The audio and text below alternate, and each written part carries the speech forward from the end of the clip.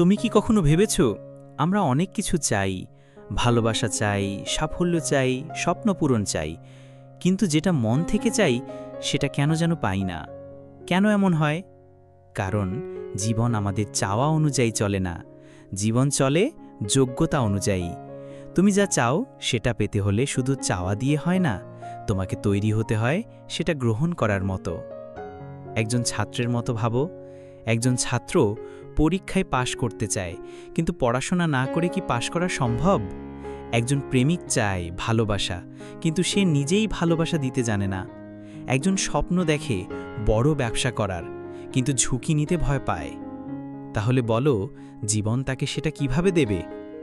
সত্যিটা হলো, জীবন আমাদের কখনোই যা চাই সেটা দেয় না।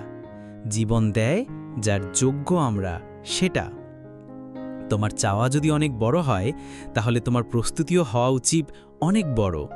জীবন তখনই তোমার হাতে তুলে দেবে সবকিছু, যখন তুমি সেটা ধারণ করার মতো মনের মানুষ হয়ে উঠবে। তুমি যেটা চাও সেটা না পাওয়া মানে ব্যর্থতা না, বরং সেটা একটা বার্তা যে তুমি এখনো প্রস্তুত নও। প্রস্তুত হও, তাহলে জীবন তোমার চাওয়াকে হার মানাবে।